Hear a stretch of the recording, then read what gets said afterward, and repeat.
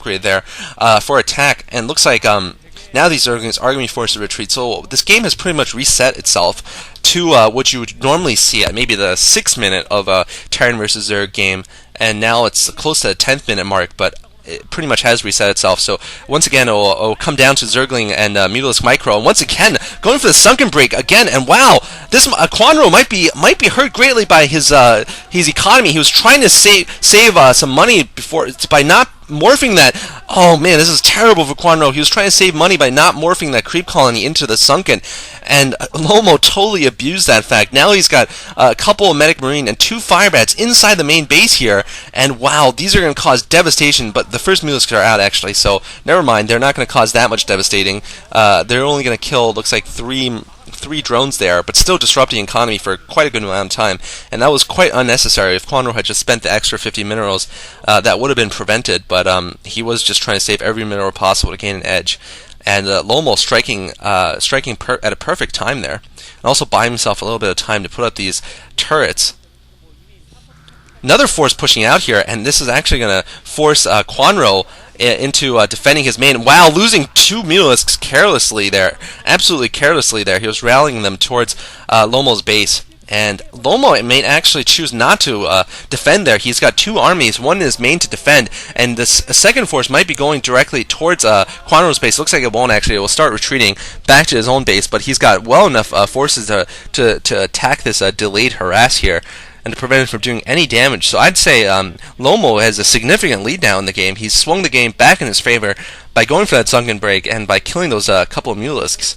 And wow, Kwanro going in for another mistaken, a bad micro there by Kwanro, just not spotting those Medic Marines, flying over them, losing another Mutalisk. And at this point, it looks like Kwanro is going to try to set up the second expansion at the upper right, but I feel like his Mutalisk harass has been too weak to really do enough damage, and Lomo, being the aggressive player he's appeared to be so far in this game, will probably push out once these Mutalisk numbers are whittled down, and probably go for that second expansion. He might even break the neutral buildings leading up to it, which is of course one strategy you can use easily on this map. Excuse me. And Kwanro now, Lomo now setting up his expansion to the lower left. He's already got a starport with Command Center up, and he will have that science facility up quite soon. And this is before I see any lurkers yet for Kwanro.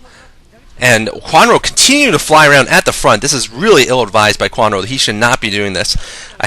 I mean, fighting Medic Marines with a small number of Mutalisks like that is just disastrous, and he's going to lose more Mutalisks. He's picking off a couple Medic Marines, but just not doing nearly enough damage to make this cost-effective here. And Lomo has a great wall in now, and it looks like he's going to charge out and try to pick off some more mutas here. Kwanro needs to run away here if he's going to have any chance of preventing a full frontal attack here. It looks like he's going to bring some Zerglings forward, but Lomo's reaction time is just too quick there, pulling his Marines back and not getting that group caught and killed. And Kwanro needs to stop this harass. This harass is killing himself here, basically. He needs to stop doing mutas and try to get some lurkers, which he's probably trying to do right now, but he needs to have done them like 5 minutes ago, or 2 minutes ago. And second expansion is up for him. He does have 3 gas for now. Looks like the Hydrosten is up for him. But no lurkers yet, and he's going in for another harass. He's going to lose the last of his Mutalisks, I think, here in this ill-advised attack. Looks like he might be able to pick off 1 or 2 SCVs, but really not even picking off any SCVs, losing all but 2 Mutalisks now. And I'm not sure what happened to that expansion at the lower left from Lomo. Maybe he canceled it, actually. So I don't see a command center being built there. It looks like he's killing his own bunker, just getting himself some more running room here, and he'll be able to move out now and just... And wow, almost nothing in the front to defend against this. Mutalisks are going to get picked off here, and a large force here, and Kwanro's in big trouble. Kwanro hopefully has some lurkers morphing. He does have them morphing, but they're not finished yet, and if Lomo charges in, he might be able to pick some of them off right before they hatch. But there's so many there, I don't think he'll dare to. But he might be going for it anyway. He might be going for it. Is he going to go for it? He is going to go for the pick. And wow, lurkers now completely on... Wow, 3 lurkers getting killed there. 4 lurkers as you spawn. This is a good game for Kwanro. There's no way he can come back after losing those many lurkers. Bad luck for Kwanro, but good play by Lomo, catching those lurkers just as they were going to sink down to the ground before they had formally morphed. And it looks like now basically he's lost all of those lurkers. Once some reinforcements come in for Lomo, he will be able to finish off this base, I feel. Science vessel already out for him. and really a huge economic advantage and a huge unit count advantage. Well, I wouldn't say an economic advantage just yet, but it's going to probably translate to an economic advantage if he decides to go for the expansion at the upper right. And already he has Irradiate well before Lairs. A Hive is up for Kwanro. And double upgrades. 1-1 upgrades already up for the Marines. And probably looking at 0-0 for Zerg units. Kwanro trying to set up that third expansion now at the mineral only, and he's going to lose this lurker also. And he's trying to morph all these lurkers, but they're at a terrible position. Now going in, and looks like he's almost got the Science Vessel. That would have actually helped him fight back in the game here, but looks like these Marines are just ignoring these lurkers and just going in to kill them. Of course, with the +1 infantry armor, wow. Bad position of that Science Vessel. With the +1 armor, they'll take 3 hits from lurker spines instead of 2, which makes them so much more powerful against lurkers. And actually, Kwanro has actually stabilized his front here, so I might be a little bit wrong because basically Lomo has gone for straight SK Terran here, not going for any tanks at all to deal with these lurkers, so he's going to need a significant number of Science Vessels to irradiate them, irradiate some of them at least, in order to break this lurker line. And I feel like a flank would be a very wise move for Lomo right now, going for one of the upper expansions and leaving a couple Marines here. Big attack in the middle, and looks like that was about a bit of a draw there. Both lost a good number of units. Now maybe another attack from nope, looks like just pushing Lomo back a little bit. And now it looks like this force will go to the upper right there, and that is what Lomo needs to do. Lomo now getting his expansion at the lower left also. What Lomo needs to do is basically go for an attack at the north and south at the same time and force the Zerg to choose and split his forces apart. Scourge might get that Science Vessel. Scourge will get that Science Vessel. Wow. A good combination attack there by Kwanro with his Zerglings once again.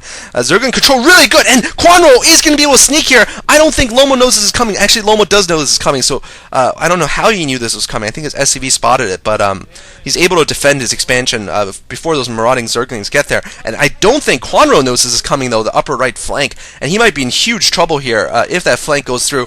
Meanwhile, he's going to run into Firebats here, and he's going to lose his entire Zergling force quite easily. And Lomo's probably through at the upper right, and this is what, wow, the Science Vessel once again kind of picked off here. Oh man, Lomo, in order to win, you have to be better than this. When you're facing against someone like Jaedong, if he manages to beat Kwanro, he's going to probably face Jaedong, and Jaedong, I don't think Jaedong's going to let him get away with this, basically. And now Lomo moving forward with his Medic Marine force at the north. Looks like Kwanro is out of position here, but now bringing in the lurkers. If Lomo can get an attack at the south, Kwanro will be in huge trouble here. But looks like Kwanro is actually being forced to the upper right, and these a lot of lurkers are chasing after him, so he might be able to pick off these units. But looks like he is going to go for the attack at the south now, and the south is pretty much undefended now. And this is what exactly the Terran player needs to do against a fast expanding Zerg on this map. This is what Savior had to face against Firebat Hero. And wow, losing another Science Vessel, but I think Lomo's going to win the game regardless of the fact that he has lost so many Science Vessels carelessly.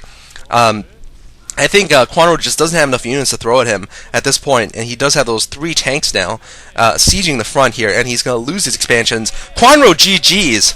So, well played by Lomo, although not perfectly played by any means. Lomo picks up his 5th game in a row, and he picks up a 1-0 lead in this series against Kwanro. What I was saying was Firebat Hero basically defeated Savior going for the same sort of 2-pronged attack on this map, and that seems to be the great weakness of Zerg. If they get greedy and go for all the expansions on their side of the map, they're inevitably going to face a flank attack from 2 sides. Hope you enjoy this commentary and this day of commentaries. I've been able to do a lot of commentaries recently. I've done the game Day 5 of the OSL yesterday.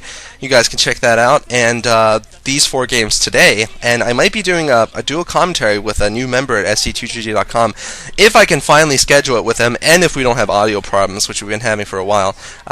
So look forward to that, I guess. Hope you enjoy this series once again, and leave some suggestions.